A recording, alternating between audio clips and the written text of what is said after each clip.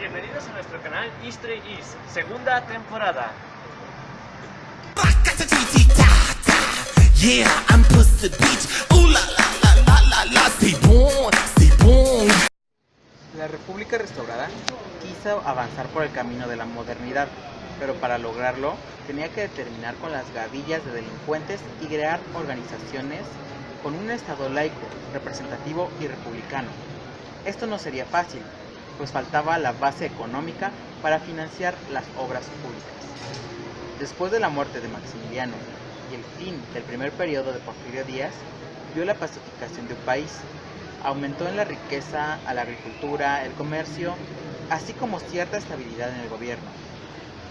Los primeros años, que van de 1880 a la Revolución, delimitan un mayor crecimiento económico, poblacional.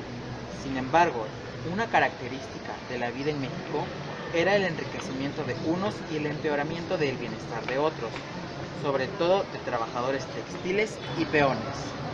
1910. México se autoproclamó país moderno, civilidad y progresista. Algunas escuelas primarias tenían maestras egresadas de normales que ostentaban planes de estudio enciclopédicos. En cuanto a la educación secundaria y superior, nada pedían a los extranjeros en calidad, sin embargo, era un número limitado de alumnos. En México moderno, una educación moderna es lo que querían tener los racionalistas, es decir, los científicos y positivistas, con su visión basada en la experimentación, observación y enciclopedismo, para ser culto y reconocedor de muchas cosas. Pero la modernización de su sistema educativo no llegaron a las fábricas, colonias alejadas del centro, ni a los pueblos ni rancherías. Es decir, peor es nada, con un gran desarrollo de desiguales. ¿Sabías que el porfiriato es una etapa de aproximadamente 30 años, en los cuales el general Porfirio Díaz gobierna el país en 4 ocasiones distintas? Inicia en 1877 con su primer mandato presidencial.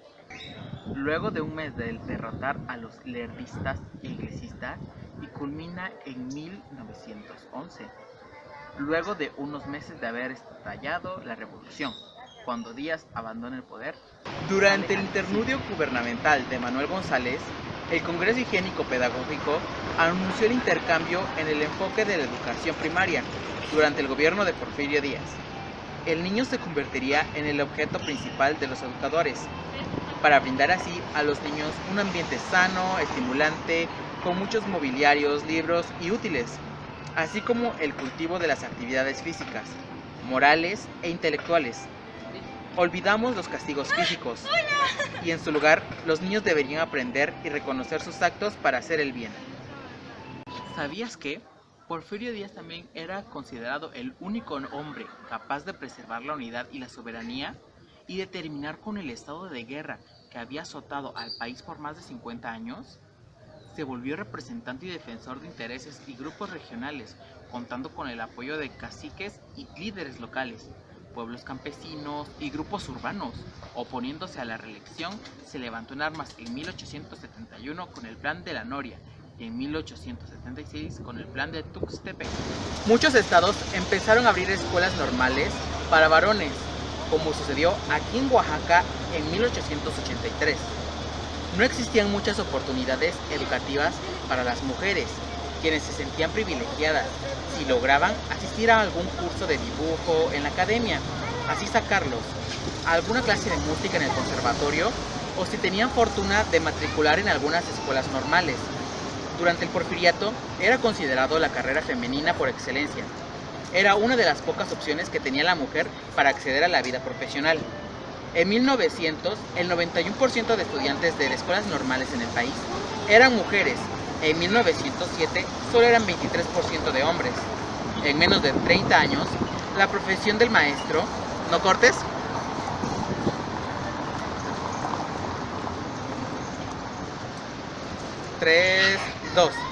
En 1900, el 91% de estudiantes de las escuelas normales en todo el país eran mujeres. En 1907, solo el 23% eran hombres. En menos de 30 años, la profesión de maestro de primaria se había convertido en una actividad femenina. ¿Sabían que la dictadura durante ese periodo en el país gozó de un crecimiento económico?